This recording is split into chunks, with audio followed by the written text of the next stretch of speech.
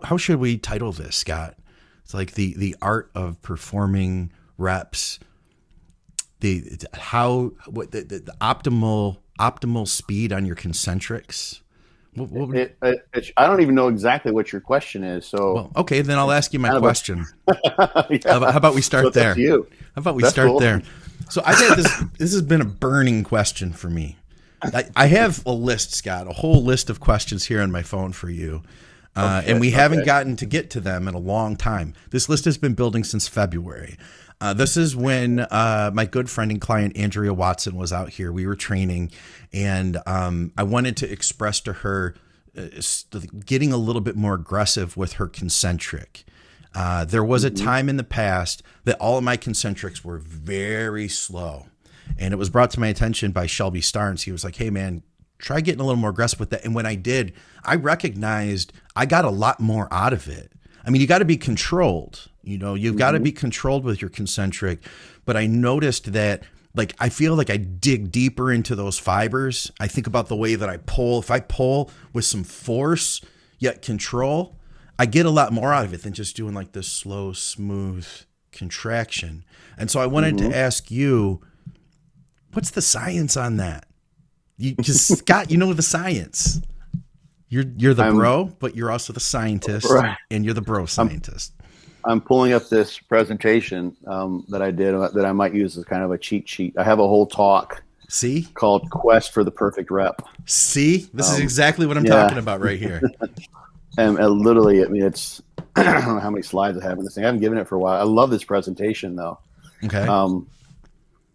So there is I guess the first thing that pops to my head, because I'm just kind of doing this off the top of my head, is there is a meta-analysis that was done, Brad Schoenfeld, no surprise there, on rep tempo. It didn't seem to show any difference in muscle growth when rep tempo was, like, I think both concentric and eccentric constituting the rep duration lasting anywhere from like 0.5 to 2.5 seconds.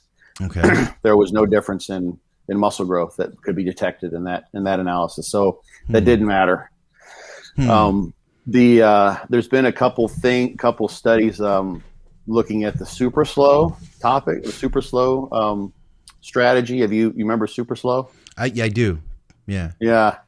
And funny enough, those didn't show it to be an effective way for producing muscle growth. Those are like 10-second reps. So super duper, like ridiculously slow, like someone's trying to be a mime, or like do their reps like as if they're in the Matrix or something. It's really, really slow. Like, it's kind of bizarre. I remember first time I saw that, it was literally I was training back in grad school, and there was some guys. I was at the rec center, and there's some guys who were all of them were bigger than me. Yeah. And they were doing super slow, and there were 2 open face racks, and I was doing bent over rows, and so were they. And I was using, I don't know, 2 1/4, 275, something like that, maybe at the time. Can't remember. And they were using like 10s, like 65 pounds. And but they're doing super slow. And it was just sort of obvious. It's like, how is that going to make you grow? And while we do know now from the higher rep studies that you can go down to like 30% of 1 rep max, and like with the blood flow occlusion studies, you can get growth if you take those sets to failure. Anyway, those super slow studies didn't suggest that. They don't really resonate. And I think that's probably because some exercise, like a knee extension, lends itself well for your average untrained person to go to failure. But like a bent over row, that's a tough for instance, one. That's a tough one to do. Like it's really, really slow like that. Especially because there's a different psychology to going really slow, I think, than just grinding out reps to some degree, because it's just a whole different mind fuck, pardon my French, to try to do the reps that slow, because you want to speed it up and bang them out and get to the failure point where you create fatigue due to inability to supply energy. But anyway, so the research kind of says that on speed. So here's the thing. So when you're lifting, you are using, goes back to the force velocity curve, which kind of covers some basic physiology here. You can produce less and less force the faster a shortening contraction is.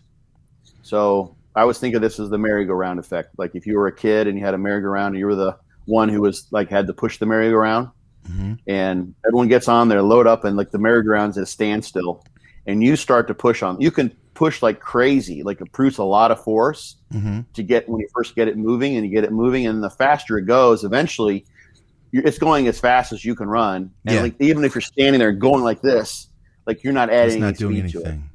Yeah. So you can't produce any force when that velocity is so fast. Yeah. So the faster a concentric movement, the less force you can produce. Yeah. Okay. That makes sense. Right. So, and then you have an isometric contraction, which is sort of the in-between point. And then when you do lowering contraction, when the muscle produces force, but it's lengthening, the inherent amount of force that you produce in the muscle that's activated is greater. So the force relative to the amount of muscle, relative to the cross-sectional area of the muscle, is greater. So that's probably one of the reasons why you get more damage when you do eccentric lowering contractions. Okay. And that's one of the reasons why you see, generally speaking, that the eccentrics are a little more important than the concentrics for producing growth. Yeah. So that I think I've talked about before, and that's one of the things I go into in that talk. So what's going on, and you made a very important distinction there, when you are producing a concentric contraction, like you're lifting with some speed and forcefulness, as opposed to going really, really slow.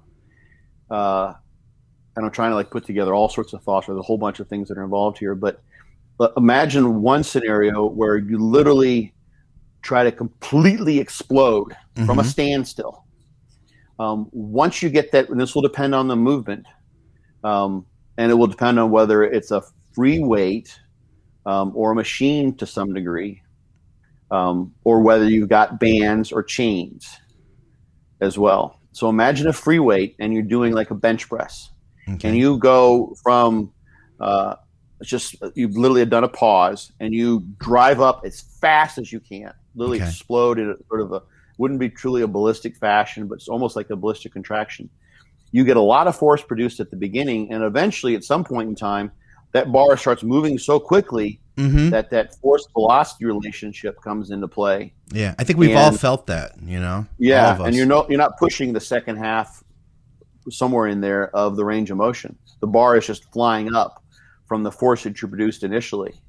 So you've got only that impulsive force, and the rest of the time you're keeping the bar moving, but you're not producing much force during that concentric. Yeah. So that's at one end of the spectrum. At the other end of the spectrum, imagine you do like a super slow thing, and you can even compare, like if you have a 10-second rep versus a 2-second rep, how much weight could you lift if it were just like a one concentric rep max? Well, you might be able to do, if like a 2-second, or maybe even a 3 or 4-second, like if it's a really, really heavy, like basically you can't do any more than that. It might, if it's a real grinder, it might be like a 3-second rep. Okay. So let's say it's 200 pounds. That's your concentric from a standstill bench press, like your 1 rep max, essentially. Yeah. So it's, and that's the most you could get. Now, let's say like you constrain yourself to doing that really, really slow. We'll just go to like the far end of the spectrum where it's 10 seconds.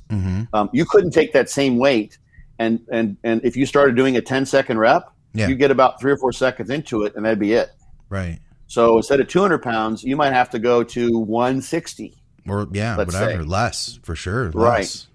So if you go slower and slower to some degree, you're going to limit the amount of force that you're going to produce. Okay. Yeah. And still be able to complete those repetitions. So for any like set of 10, with really, really slow reps, just like in the super slow regime, you're going to have less force that you're producing because you're doing the reps so slow. The concern with really slow reps is that the force you're producing is so low because you're doing the reps so slowly. The concern with really fast reps is that you're blasting through the rep and you're not getting any force at the end of the range of motion, which isn't helpful. You're speaking my language here. This is okay, exactly good. This is exactly what I've been wanting to get at so badly. Okay. And I've been wanting to hear what you have to say about this. So, and I'm not even looking at my presentation, but this stuff is, this is constantly things that are flowing through my head. So, yeah. So one issue now, if we go back and compare that sort of like fast starting rep, this is how a loading curve can be to your advantage. Like what you have in like a Cybex cam, the Nautilus cam. Yes. Yeah. Which is totally generic. Like those aren't really generally created especially well to match the strength curve. Yeah. But ideally, you'd have a rep that has. Thanks, Travis. You'd have a rep. This is why I love this talk. It's such a great talk. I just enjoy. It's great because I enjoy giving it, I guess. But I think it's good information. Is that you would then be able to push with a large amount of effort throughout the full range of motion and have the resistance accommodate your strength levels. It's accommodating resistance. Have the loading curve match the strength curve. So let's say on a bench press or let's say bench press is not maybe the best example. Let's say it's like people do this. Let's say it's a leg press, and this is where you see people using bands and chains. Okay. You're not as strong at the bottom of part of the leg press as you are at the top. So instead of using a cam, I was going to use a cam as an example, we'll just use bands. People will band those leg presses so that the band comes into play as you go through the concentric range of motion, and it makes it harder at the end. So you're matching the loading with the strength curve. So you can give, if it were a 1 rep max, let's say, which you probably would never do on a leg press. Let's say you had the pin set up, you're at the very bottom, and the load that you could lift for that 1 rep max would more than likely be a function of what you could get moving. Because your sticking spot's going to be at the very bottom. This is something that powerlifters know so well. They try to train for those lifting spots because free weights are a different story.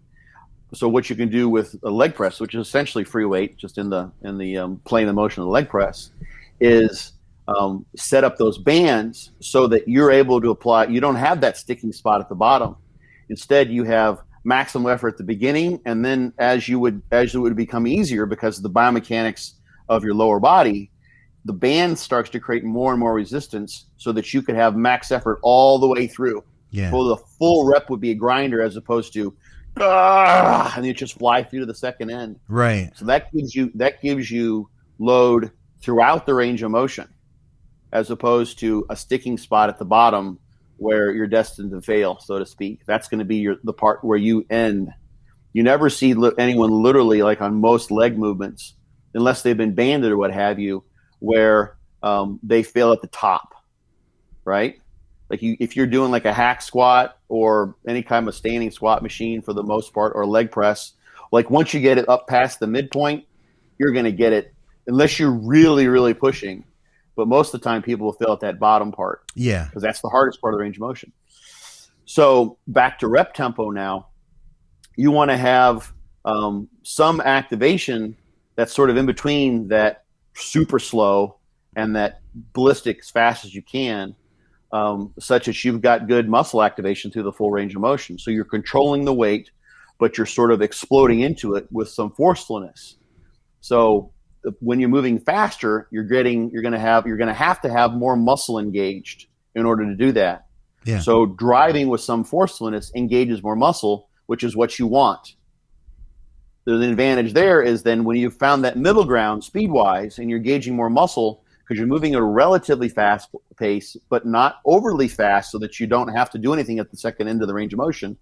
You've also got a heavier weight you're using, and that means you've got a heavier weight that you're lowering. Yeah. And you can lower a lot more than you can lift. Yeah. So there's an advantage in having the heaviest load possible during the lowering. And this is what, like, Life Fitness had a machine like this. I had a conversation with a guy I bumped into. I wish I could remember his name right now. Down in South Florida here, talking about machines like this that will overload on the eccentric, such that you've got there are some lines of machines that would literally add more load on the eccentric. He had done some research, I think, at University of Florida, was involved with some, demonstrating significant greater hypertrophy when you match Not only the loading curve on the concentric, but the fact that you've got greater strength on the eccentric than you do on the concentric.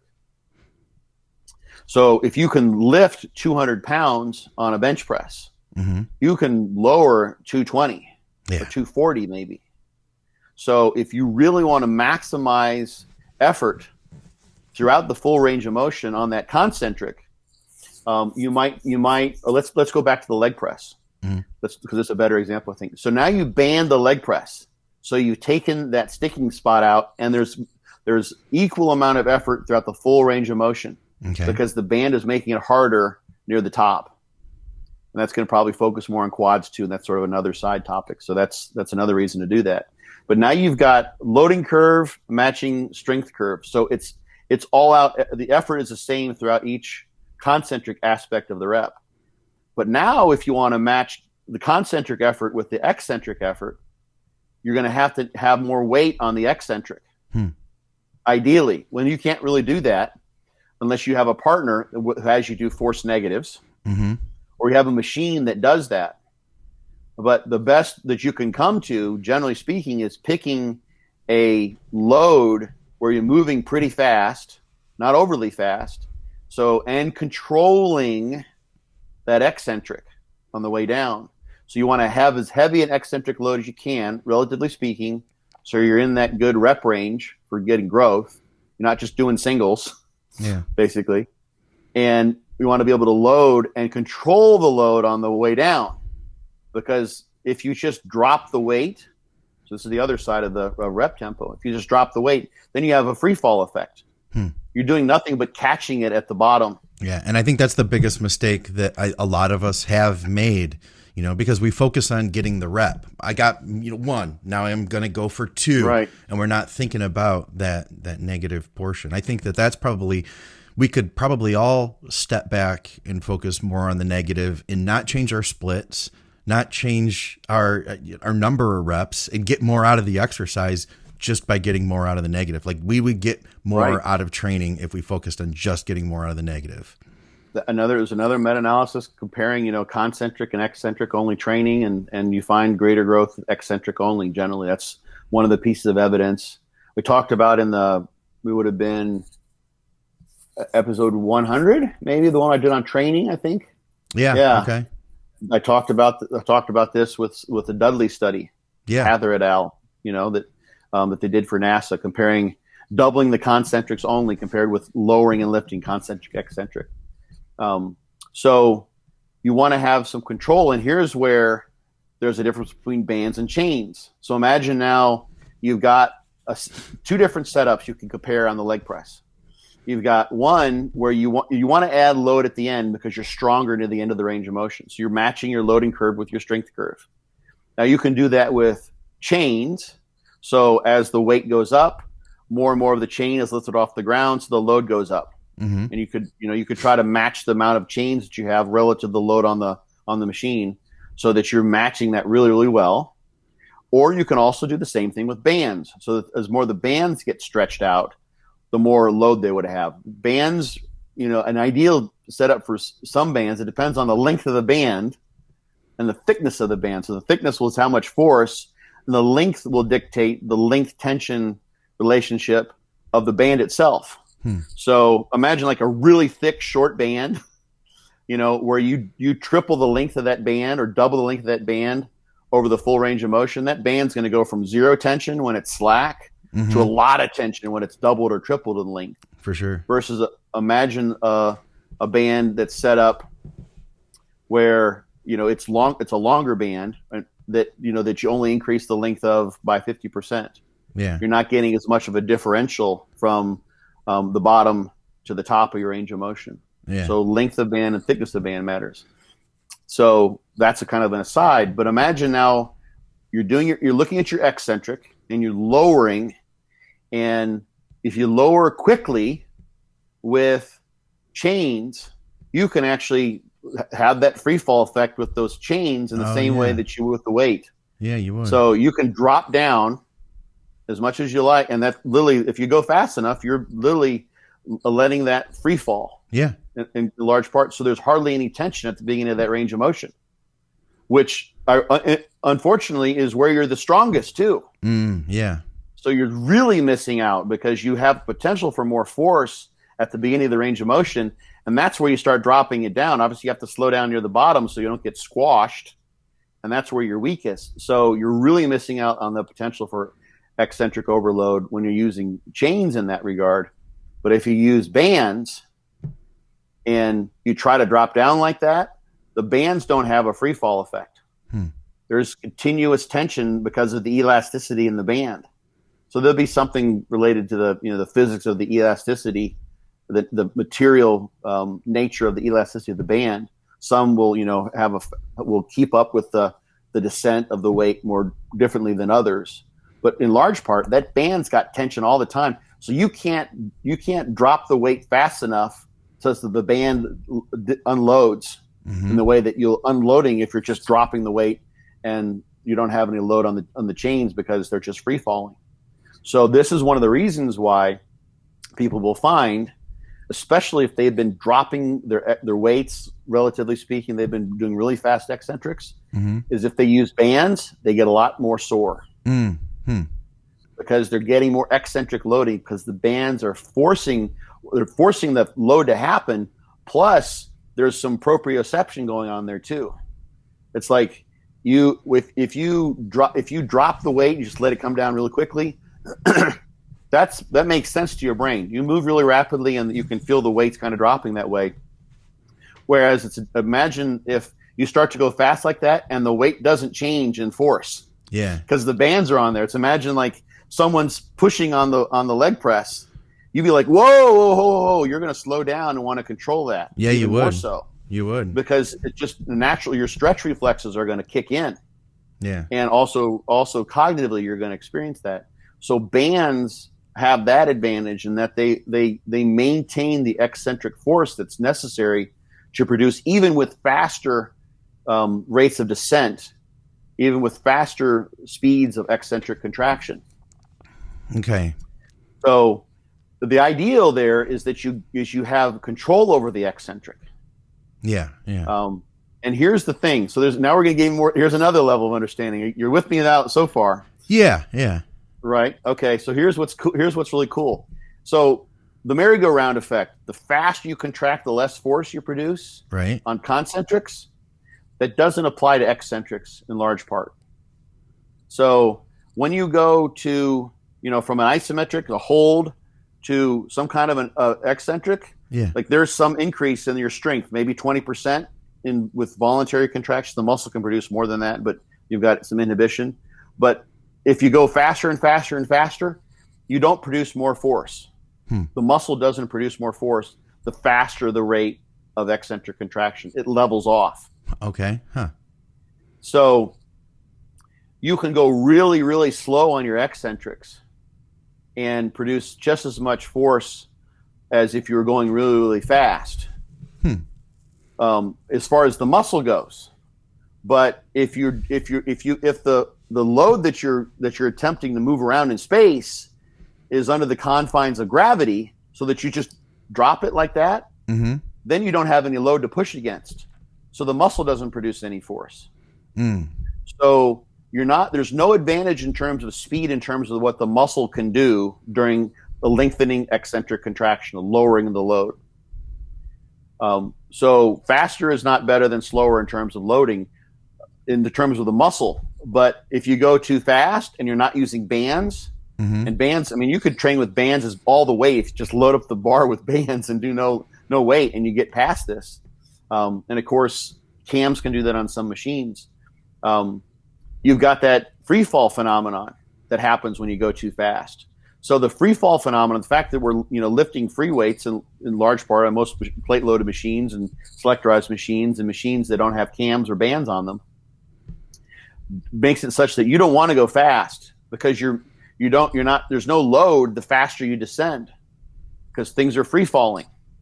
So going slow on your eccentric behooves you in terms of taking advantage of the fact that you produce more force for a given amount of muscle that's used when you're doing lengthening eccentric contractions.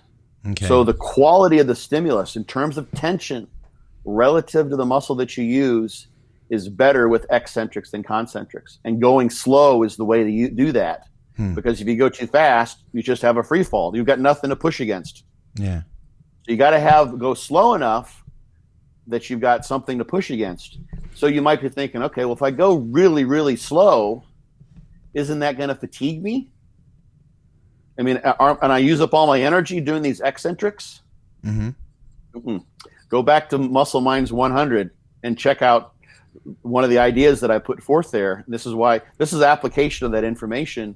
I put up a study where they compared eccentrics. They did maximal eccentric efforts, like 30 of them, and hardly any fatigue at all. The energy cost it depends on which estimate you use. I can't remember which study I had in there, but the energy cost to produce a given amount of force when the muscle's lengthening, doing eccentric, versus shortening, concentric at the same speed, depends on the speed, it's like 25%.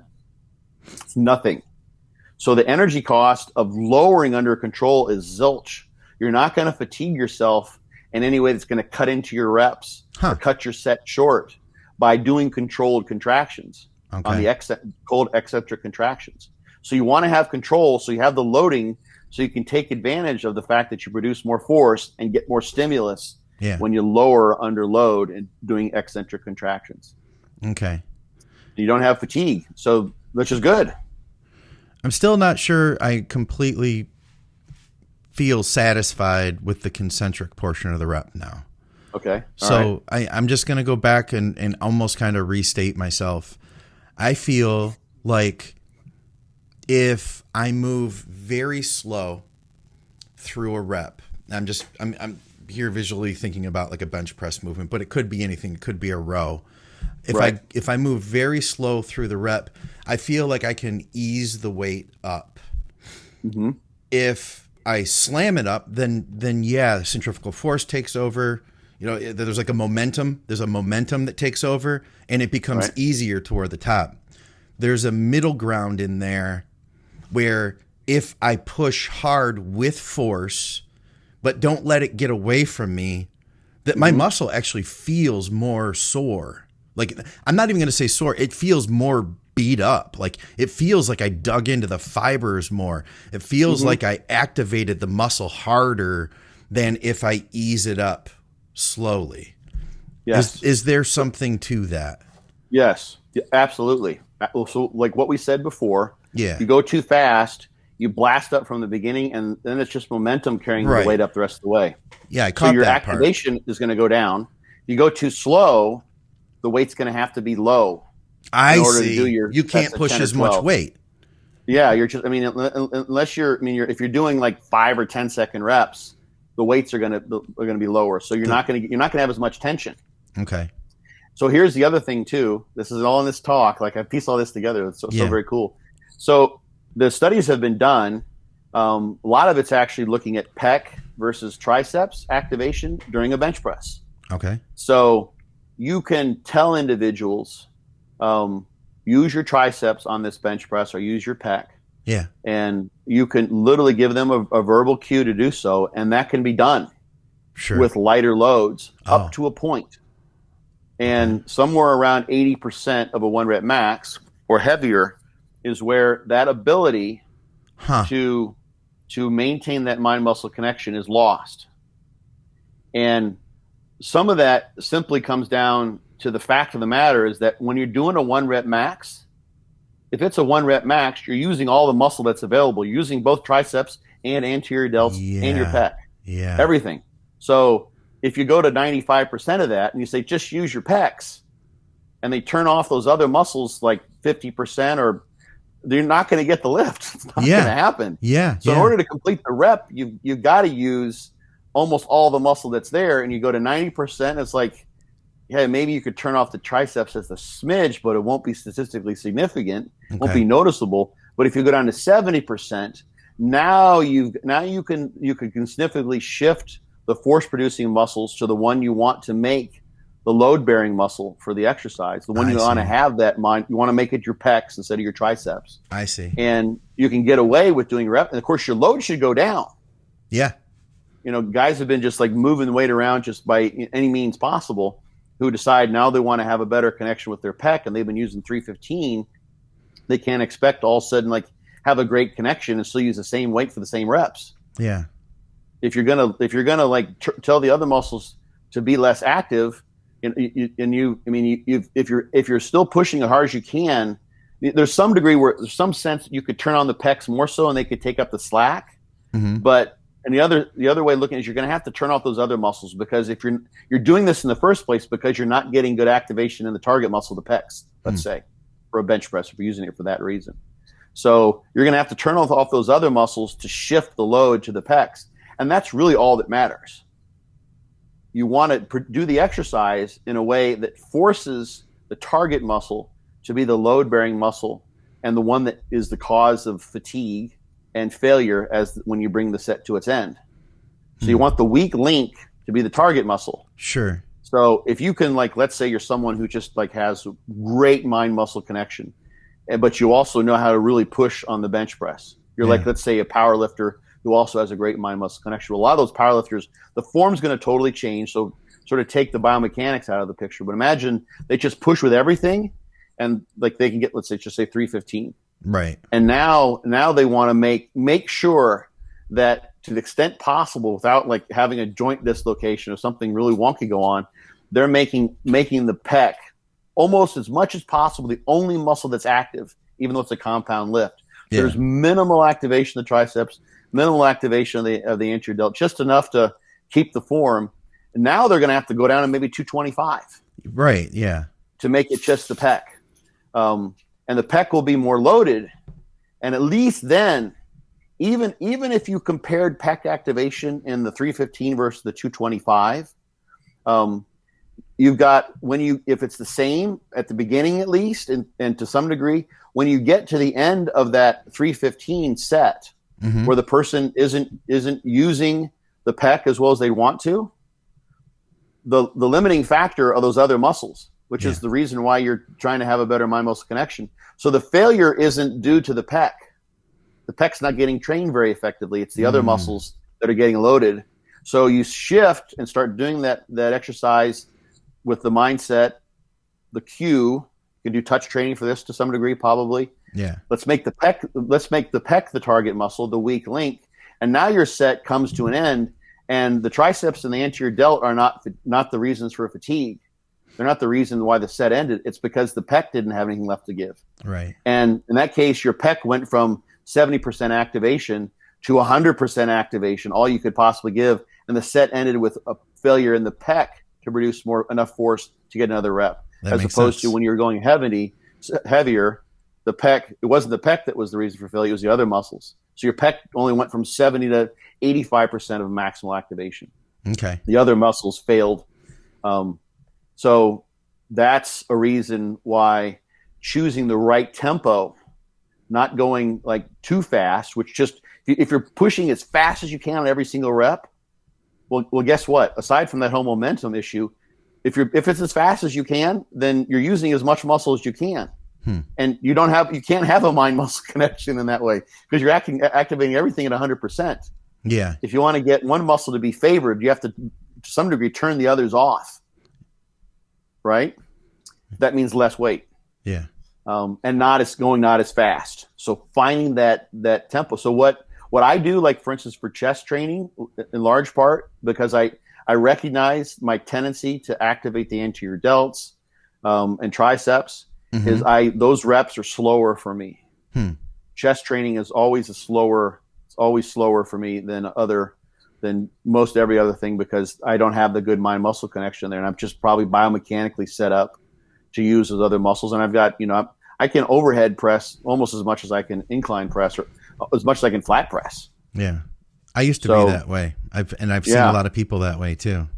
I'm a delt presser just by nature. So I have to go slow with lower weight to make sure it's a pec exercise. Okay. For the reasons I just described. So, well, does that clarify the concentric? It does not, but we did get through, not for me at least, but I feel like we got through a lot of really cool stuff here, and I still learned a lot. And for that reason, I think that this was a total success. Okay. All right. We should wrap it up here. Confuse you more, but okay, no. I got a lot out of it, but it doesn't tell me there's a piece of truth in bodybuilding that I still can't explain after this. That's all I'll say. I'll leave it at that. I have one more thought that might help, because this actually will help finish this off. And John Meadows talks about this a good bit too, because he's very big on exploding into the rep, but controlling it at the same time. Yeah. Is when you initiate the rep in this manner, especially if you've got a good mind-muscle connection. So you're initiating with the muscle you're trying to target, and you initiate forcefully. That requires a large amount of activation in those fibers just to get the weight going. That's it. And then if you control it, you're maintaining that high activation level with the heavier load at a controlled speed, and you're not just blasting through the rep and letting the momentum take over. So that's it. Yes. Right there. You're setting yourself up for success from a standpoint of activation of a large number of motor units in the muscle you're trying to target when you start with that sort of mindset of blast into the weight, but control it along the way. And I can feel it. Yeah. The difference in how that muscle fatigues too. Cool. All right. Good. Thank you, Scott. We got it. We did it. Yeah. I saved it. Rescued it at the last minute. Man, it wouldn't have been a failure anyway, because there was so much good stuff in there. And I know. I love that I can have a question like this, and that I have a friend that has an answer. You have a friend who can pilot higher and deeper. He's got a PhD. He's got a little degree in bullshit.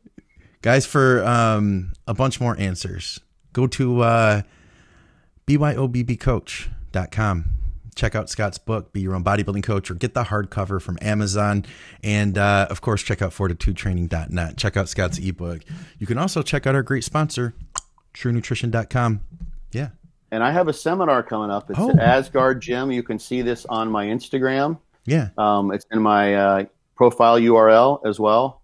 So that's coming up. I think it's on the 19th of June. So a couple of weeks from now. So if anyone in the Southern Florida area, if someone wants to take a trip, Florida's a good place to be COVID wise. Yeah. We're not masks. I mean, if this is of course totally your call, but it's pretty loose. You know, it's kind of nice for people to go to Florida where it's not as strict here as far as those things go. And so we're doing a seminar. This gym is amazing, absolutely incredible.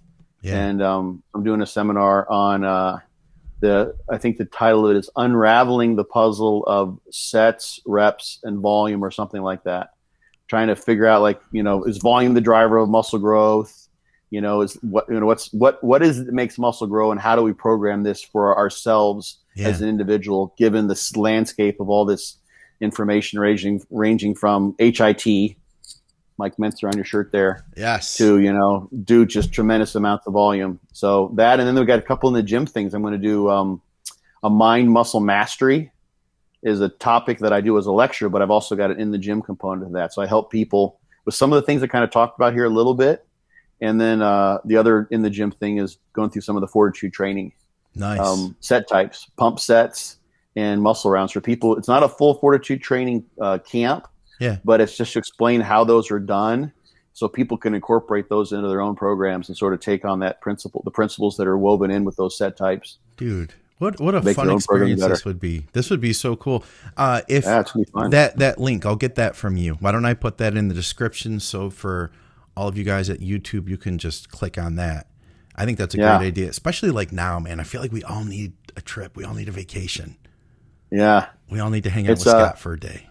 Someone asked me like about the gym's kind of a little bit outside. It's south of here. It's not about an hour south of Tampa. Okay. And it's kind of a little bit out in the country, but there's places to stay and that sort of thing. It's not like it's, you know, in the middle of, you know, nowhere. I like that. It's make an adventure. You get a free day pass and you get a free copy of the Fortitude Training ebook as well. I like that. $75. So I like pretty that. cheap. Make an adventure out of it. It'll be fun. Yeah. Shoot some pictures. Come down and put it on your Instagram.